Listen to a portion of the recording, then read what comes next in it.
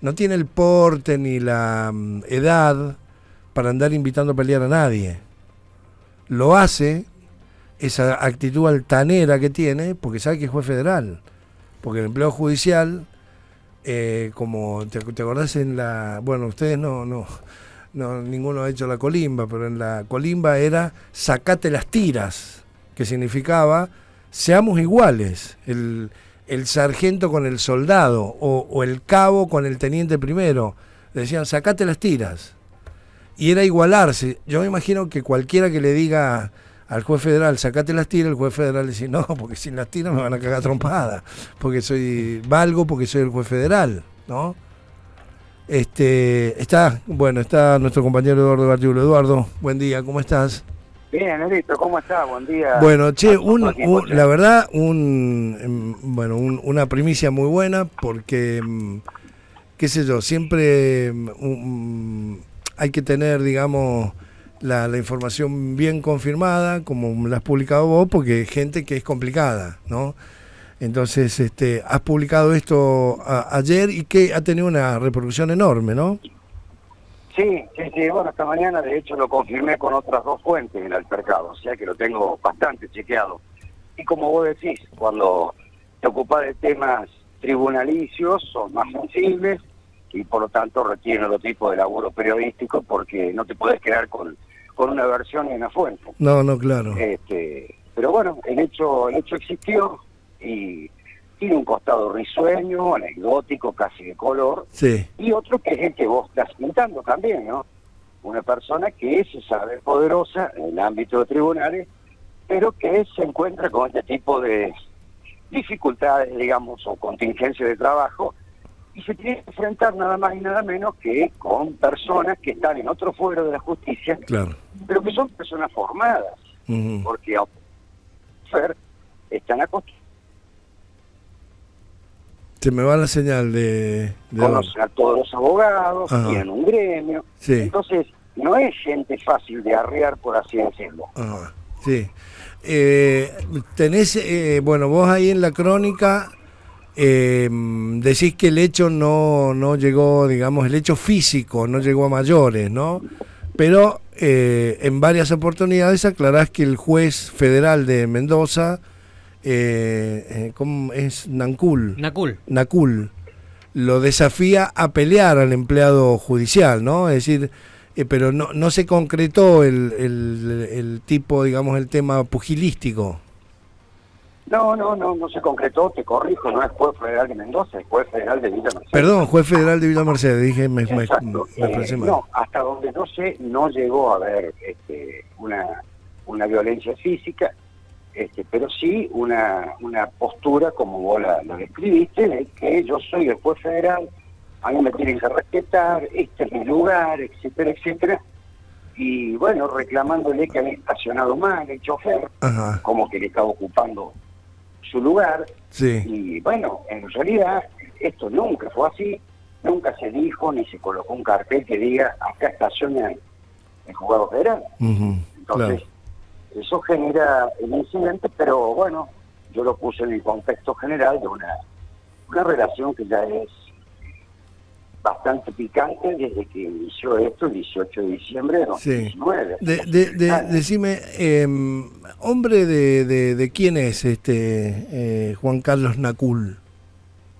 Bueno, los antecedentes que pará, antes de los antecedentes, digo, ¿de dónde vino el impulso? Porque sabemos que un juzgado federal es una ficha carísima, ¿no? ¿De dónde vino el impulso para que Nacul sea juez federal de Villa Mercedes? Bueno, yo no lo conozco. El hombre que más empujó la rueda de la creación del juzgado federal en Villa Mercedes fue el expresidente del Superior Tribunal de Justicia, Carlos Cobo, nativo aquí, oriundo de Villa Mercedes. Y cuando se logró esto ya se vencían los plazos para que pudiera efectivamente ponerse en marcha este juzgado. Estamos hablando que esto era todavía en la época de Macri, en la última etapa.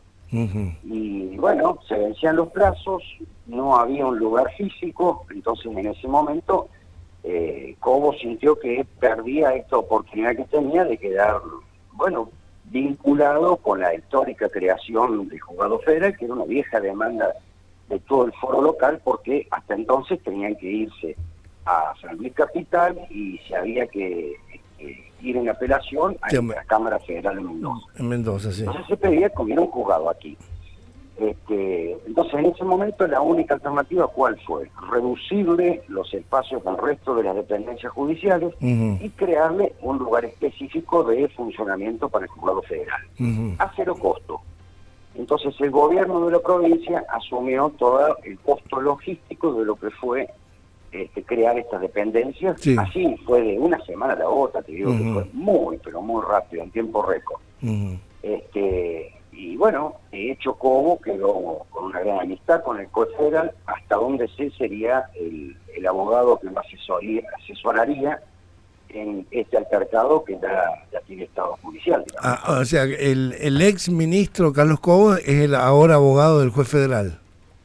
Esa es la información que yo tengo. Además, bueno, por supuesto, fue designado durante fue designado durante el gobierno entonces de Mauricio Macri. Claro, en la última etapa del gobierno Macri. Está bien. ¿Por qué decía, después vemos los antecedentes? Porque con lo que ayer publicaste en Apuntes de San Luis, se alcanza a explicar, ¿no?, un poco la reacción maleva del juez federal de Villa Mercedes, porque uno de los cargos que él tuvo fue abogado de aquel famoso, a muchos les va a sonar, pero digamos ya es parte del pasado de la historiografía argentina, el Malevo Ferreira. ¿Te acordás, Facundo? Teníamos un jugador independiente que pobre, siempre vivía peleando. ¿Cómo era Ferreira? Como era Ferreira, le habían puesto el Malevo y él decía, pero ¿por qué me dicen así? Yo no tengo nada que ver con ese tipo. El Malevo Ferreira fue el jefe de policía de Bussi, en la provincia de Tucumán, y un tipo vinculado a los hechos más nefastos en Tucumán durante el denominado Operativo Independencia, que fue aquel operativo en el que comenzaron a desaparecer personas en el interior del país, ¿no? Sí.